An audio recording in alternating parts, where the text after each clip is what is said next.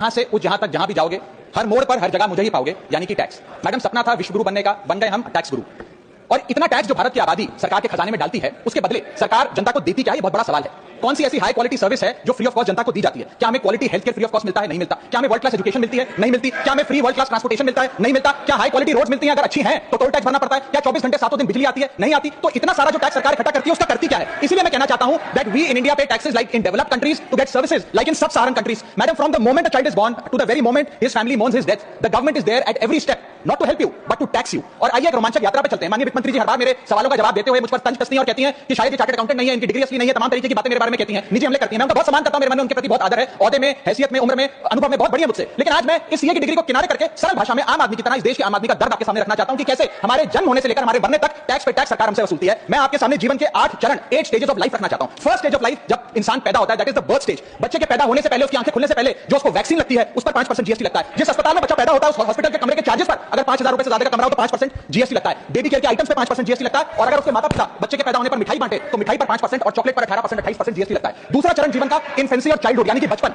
बचपन में baby food जो खरीदा जाता है उस पर 12 से 18% जीएसटी, डायपर जो खरीदा जाता है उस पर 12% जीएसटी, बेबी स्ट्रोलर पे 5 से 12% जीएसटी, और जो खिलौने बच्चे को दिए जाते हैं उन खिलौनों पर भी 12% जीएसटी लिया जाता है। जब मुंडन होता है, बच्चे का पहला हेयरकट जिसे कहते हैं, उस हेयरकट की सर्विसेज पर भी 18% जीएसटी, और पहली बर्थडे पार्टी पर जो फोटोग्राफी होती है, फोटो खिंचवाई जाती है, उस फोटोग्राफी सर्विसेज पर भी 18% जीएसटी। यहां तक कि नामकरण की बर्थडे पार्टी जो की जाती है उस पर भी केटरिंग सर्विसेज से लेकर खान-पान पर 18% जीएसटी सरकार वसूलती है। अब बच्चा स्कूल जाना शुरू करता है तो स्कूल जाने पर यूनिफॉर्म से लेकर जूतों, स्कूल बैग, लंच बॉक्स सब पर जीएसटी लगता है। 12% जीएसटी नोटबुक पर लगता है, 18% जीएसटी स्टेशनरी आइटम पर लगता है। और उसके बाद अगर कोई एक्स्ट्रा करिकुलर एक्टिविटी बच्चे को करनी हो, कोई म्यूजिक क्लास करनी हो या फिर कोई स्पोर्ट्स कोचिंग की क्लास वो ले ले, उस पर भी 18% जीएसटी देना पड़ता है। प्राइवेट ट्यूशन ले तो उस पर भी जीएसटी, और पहली साइकिल जो बच्चा खरीदता है उस पर भी 12% जीएसटी देना पड़ता है। तीसरी अवस्था जीवन की, टीनेज ईयर्स, ये वो काल होता है जो सबसे मस्त मौला टाइम होता है जीवन का, बेहतरीन बेफिक्री का। इसमें बच्चा, यंग जवान लड़का लड़की अपना पहला स्मार्टफोन खरीदते हैं, उस स्मार्टफोन पर जीएसटी लगता है। अगर महंगा हो, विदेशी हो तो इंपोर्ट ड्यूटी भी लगती है। फिर वो अपना फोन रिचार्ज कराता है, उस पर जीएसटी लगते हैं। ब्रॉडबैंड इंटरनेट का कनेक्शन लेता है, उस पर जीएसटी लगता है। नेटफ्लिक्स, स्पॉटिफाई या वीडियो गेम की सब्सक्रिप्शन लेता है, उस पर भी जीएसटी देना पड़ता है। और अगर अपने दोस्तों के साथ पिक्चर देखने बाहर जाए तो पिक्चर की टिकट पर जीएसटी, एंटरटेनमेंट टैक्स और पॉपकॉर्न पर भी जीएसटी अब लगने लग गया है। तो तमाम तरीके के सॉल्टेड कैरमल पॉपकॉर्न पर भी सरकार आपसे जीएसटी वसूलती है। इस बीच जब आप 18 साल के होते हैं और पहली बाइक या पहला स्कूटर खरीदते हैं, उस बाइक और स्कूटर पर आपसे जीएसटी लिया जाता है, व्हीकल इंश्योरेंस पर जीएसटी लिया जाता है, और उसके बाद रजिस्ट्रेशन टैक्स और रोड टैक्स के नाम पर भी पैसा लिया जाता है। जीवन की चौथी अवस्था, fourth stage of life, higher education की। इस हायर एजुकेशन की अवस्था में आप यदि प्राइवेट कॉलेज में पढ़ रहे हैं तो प्राइवेट कॉलेज की ट्यूशन फी पर जीएसटी लगता है। हॉस्टल में रह रहे हैं या पीजी का रेंट भर रहे हैं तो उस पर जीएसटी लगता है। स्टूडेंट लोन की प्रोसेसिंग फी पर जीएसटी लगता है। किताबों से लेकर लैपटॉप तक जीएसटी लगता है। और अगर माता पिता संपन्न है और बच्चे को विदेश भेजते हैं पढ़ने के लिए तो फॉरेन रेमिटेंस पर टैक्स कलेक्टेड एट सोर्स सरकार लागू करती है।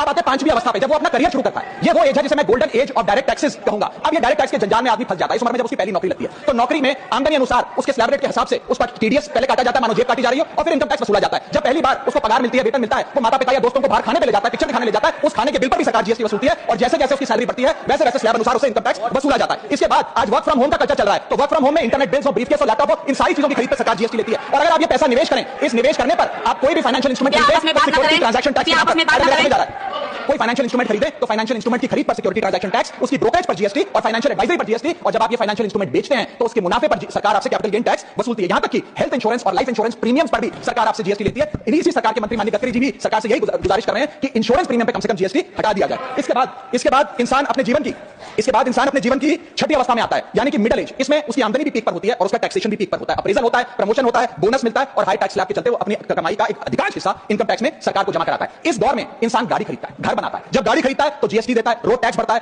व्हीकल इंश्योरेंस पर जीएसटी भरता है, और जब गाड़ी लेकर शोरूम से निकलता है तो पेट्रोल डीजल पर वैट, सेस और एक्साइज ड्यूटी के नाम पर पैसा भरता है। जब सड़क पर गाड़ी चलाता है तो टोल टैक्स भरता है। फिर वो अपना घर भी खरीदता है, जमीन खरीदता है। जब जमीन खरीदता है तो स्टैंप ड्यूटी फी सरकार को देता है। जब कंस्ट्रक्शन मटेरियल खरीदता है घर बनाने के लिए तो कंस्ट्रक्शन मटेरियल पे चाहे वो सीमेंट हो, मार्बल हो, स्टील हो, उस पर जीएसटी देता है। उसके बाद जब कंस्ट्रक्शन सर्विसेज लेता है किसी बिल्डर से, ठेकेदार से, कॉन्ट्रैक्टर से, तो उस कंस्ट्रक्शन सेवाओं पर भी जीएसटी सरकार आपसे वसूलती है। और जब घर बन जाए तो एनुअल प्रॉपर्टी टैक्स और हाउस टैक्स के नाम पे आपसे पैसा लिया जाता है। और जब आपको पैसे की आवश्यकता पड़े और आप ये घर बेच दें तो कैपिटल गेन्स पर भी सरकार आपसे उस मुनाफे पे टैक्स वसूलती है। और इस बीच शादी तो रह गई, फिर इंसान शादी करता है, इस बीच तो बैंक्वेट हॉल बुक करता है, उस बैंक्वेट हॉल की बुकिंग पे टैक्स भरता है। शामियाना, खाना, केटरिंग सर्विसेज लेता है, उस पर जीएसटी भरता है। ज्वेलरी खरीदता है, उस पर जीएसटी भरता है। कपड़ा, शेरवानी सिलवाता है, कुर्ता पजामा, सूट पैंट, उस पर जीएसटी भरता है। यहां तक कि वेडिंग इनविटेशन से लेकर ब्राइडल मेकअप से लेकर हनीमून के ट्रैवल तक हर चीज पर सरकार आपसे जीएसटी वसूलती है। सातवीं अवस्था सरकार जीवन की वो है रिटायरमेंट। इस फेज में इंसान चाहता है आरामदायक जीवन जिया जाए, जो जीवन में कमाया उस कमाई के सहारे उसकी इंटरेस्ट पर, पेंशन पर जिया जाए। लेकिन इस अवस्था में भी सरकार पेंशन और इंटरेस्ट इनकम पे आपसे टैक्स लेती है। बूढ़ा हो जाता है, दवाई इलाज की जरूरत पड़ती है तो हेल्थ केयर बिल पर, दवाइयों पर आपसे जीएसटी लिया जाता है। लाइफ इंश्योरेंस और हेल्थ इंश्योरेंस प्रीमियम पर तो जीएसटी लेती है। और इस दौर में वो अपनी वसीयत लिखता है, फैमिली विल। उस फैमिली विल पर जो लीगल फीस देता है, उस लीगल फीस पर भी उसे जीएसटी देना पड़ता है और स्टैंप ड्यूटी देनी पड़ती है। करती है। और 8वीं जीवन की अवस्था यानी कि जीवन की समाप्ति, जब उसका स्वर्गवास हो जाता है, उसके जीवन का अंत हो जाता है, यहां भी सरकारें उसका साथ नहीं छोड़ती। यहां पर भी सरकारें उस पर टैक्स लगाती हैं। जब कोई इंसान मरता है तो उसके अंतिम संस्कार में देसी घी, चंदन, वोट, नारियल इत्यादि जैसा सामान इस्तेमाल होता है, उस पर भी जीएसटी लगता है। और जब उसके मरने के उपरांत अखबार में ऑबिचुरी की